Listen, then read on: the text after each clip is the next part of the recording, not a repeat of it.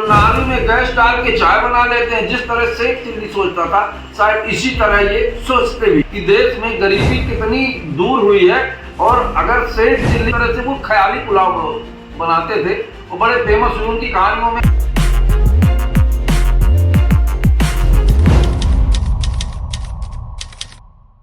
दोस्तों नमस्कार, मैं उमेश गौतम, समर्थ प्रदेश समाचार से। आपको एक बात बता दें,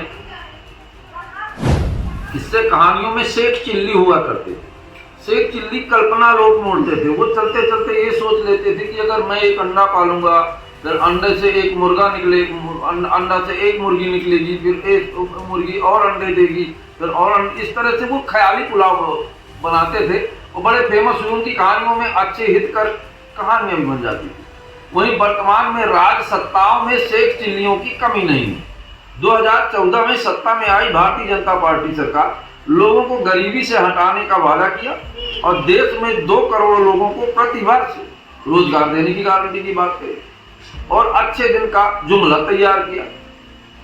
तो इसे शेख चिल्ली ही कहा जाएगा, क्योंकि इनमें से कोई बातें सत्य नहीं हुई। 2014 में तब राम मंदिर बनाने का कोई मुद्दा नहीं था। राम की बात थी, पर रामलला आ गई, इसका मुद्दा कम था। काला धन लाने का मुद्दा था, 2 करोड़ नौकरियां देने का मुद्दा था, इस तरह के तमाम मुद्दे थे।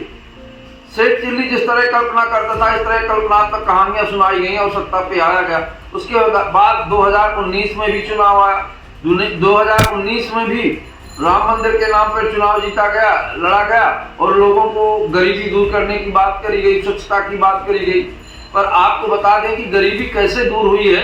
वर्तमान में 80 करोड़ भारत की जनसंख्या 5 किलो गल्ले पर निर्भर है। तो इससे साफ साबित होता है कि देश में गरीबी कितनी दूर हुई है।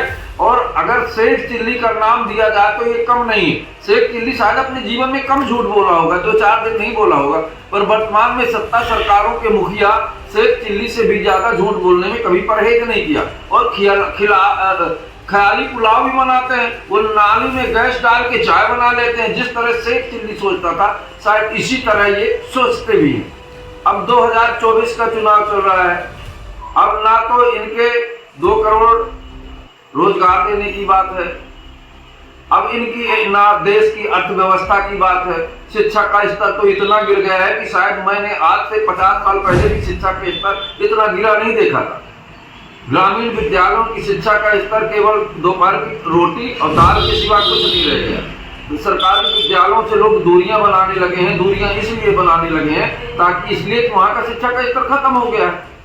और पहली बार हुआ है कि देश में गरीब जनता से पैसे लेके अब उद्योगपतियों का पैसा माफ किया जाता है। भले ही आप पर कोई केस साबित न हो, पर आपको जेल भेजा जाता है। आज वर्तमान में हर आदमी शायद इतना न डरा रहा होगा कभी जितना अब डरा हुआ है। तो ये बात साबित होती है कि वर्तमान में राजनीति का शेख चिल्ली के साथ बहुत बड़ा संबंध है। पर आने वाले समय में लोगों को जब ये बात पता चलेगी, तब लोगों को समझ में आएगा। सरकारों को कुछ आर्थिक मुद्दों पे भी बात करना चाहिए, सामाजिक मुद्दों की भी बात करना चाहिए। वर्तमान में सत्ता में देखिए, अरे जिनको जनगणमन अधिनायक की कहानी पता नहीं है, नारी क्या चीज है उसका पता नहीं है, स्वयं की नारी का कभी उन्होंने ज्ञान नहीं दिया, वो नारी शक्ति की बात करते हैं।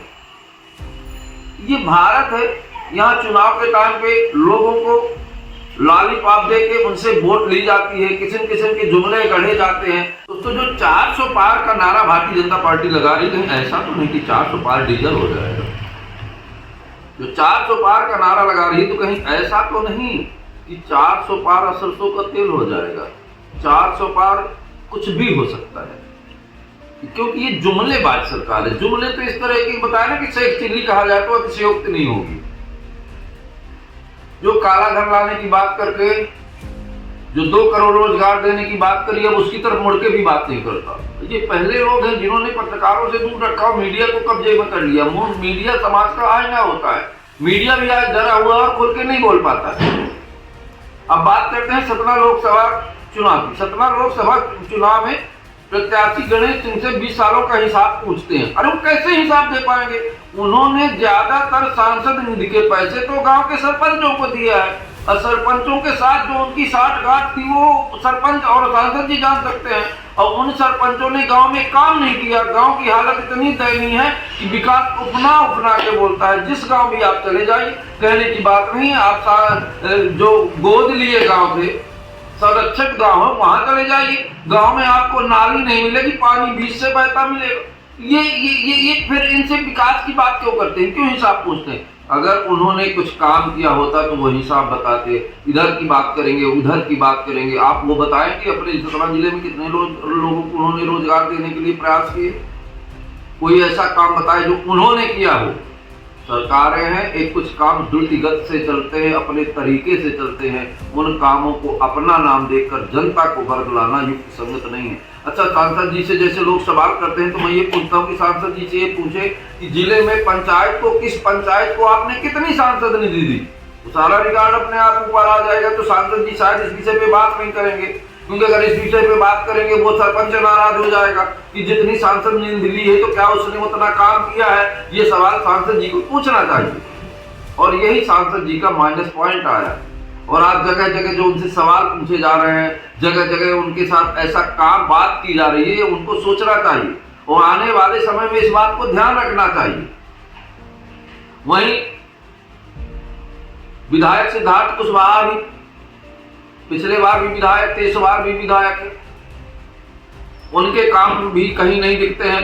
वो कहते हैं यहाँ हैंडपंप लगवाया, वहाँ हैंडपंप लगाया। ये जरूर है कि सतना जिले में कई जगह गेट लगाए हुए हैं, तो ये विकास के क्रम में इनका भी कहीं कुछ। नारायण त्रिपाठी भी 4 बार से, तो ये एक दूसरे से हिसाब पूछ के अब बैठ के एक दिन सारे लोग जनता को बताना चाहिए। तो ये एक दूसरे से हिसाब पूछते हैं, अपना अपना हिसाब